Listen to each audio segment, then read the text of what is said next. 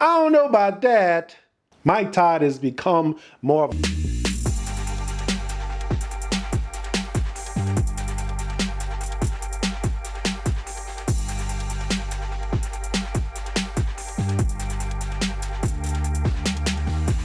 What's good? It's your boy Zachary Carroll, aka Pastor Z, and this is Christian Hood Talk, where we help you apply the Bible to all of life's craziness. If you haven't subscribed yet, what are you doing? Bro, sis, go ahead and hit the subscribe button down below. We are on the road to 500 subscribers, so make sure you're telling all of your friends and family about the videos we're doing here. Mike Todd is the lead pastor at the amazing Transformation Nation. You can't talk to a millennial, you can't talk to a Gen Zer who hasn't heard Transformation Church.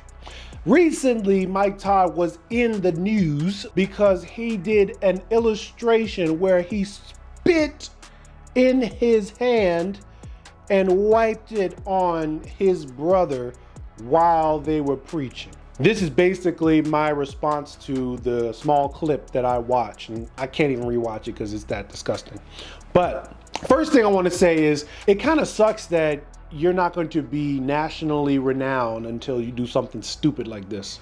I would have wished more people were exposed to him like I was exposed to him back in the day, like back in 2016, 2017, where he came out with Relationship Goals, the first one before all this other stuff he's come out with. Unfortunately, the way the world works is they're more willing to tear you down than build you up. The second thing I want to say is that at least Jesus is being preached. So personally, I was introduced to Mike Todd back in 2016, 2017 with his original Relationship Goals series. And honestly, I loved it. It was the first time somebody had broken down Genesis 1 and Genesis 2 regarding a man finding a wife and relationships and walking us through how to be a Christian and date. Churches don't do that. So the Transformation Church was the first church that was really talking about something I was really going through. Like, I had just broken up with my girlfriend.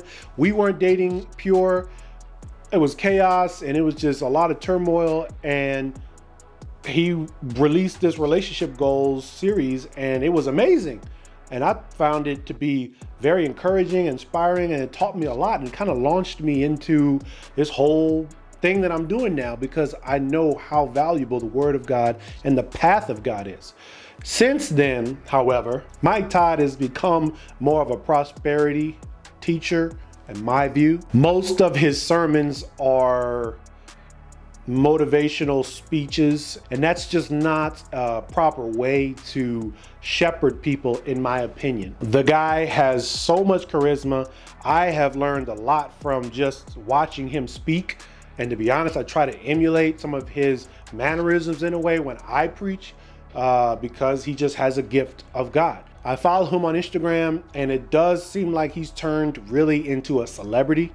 You know, I see him donning chains and wearing fancy shoes and driving up slow-mo in the Bentleys and the Mercedes, and he's gotten all these, material possessions. I am not someone who thinks pastors shouldn't get paid. I'm not someone who thinks pastors shouldn't get paid well. There has to be a balance, though. Paul also discussed preachers that might be preaching out of selfish ambition. Philippians 1:17-18. The others proclaim Christ out of selfish ambition, not sincerely, thinking that they will cause me trouble in my imprisonment. What does it matter? Only that in every way, whether from false motives or true, Christ is proclaimed. And in this I rejoice. And yes, I will continue to rejoice.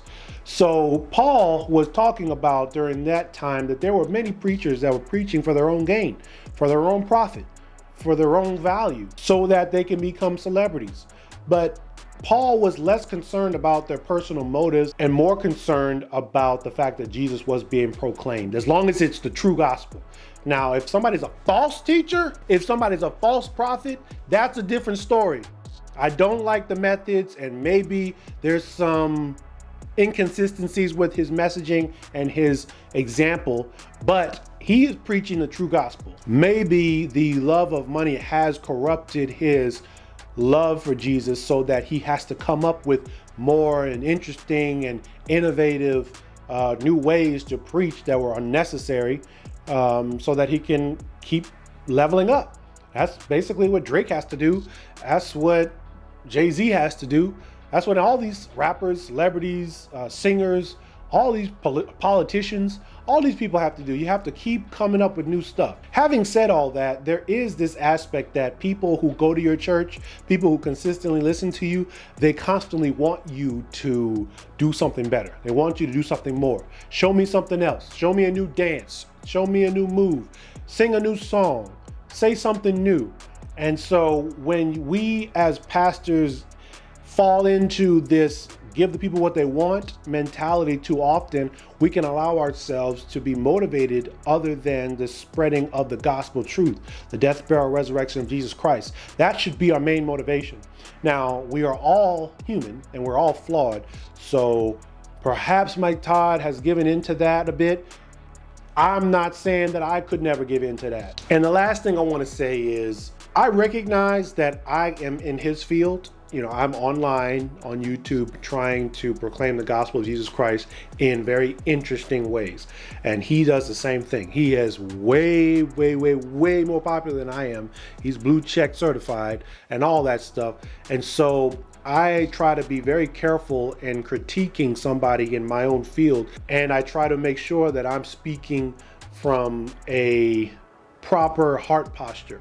I don't want to be speaking from envy, jealousy, and all these things, because it's very obvious that, at least up until now, God's hand has been on Transformation Church and Mike Todd. Acts 5:33-39 documents some of the initial persecutions that the early Christians went through from the Pharisees.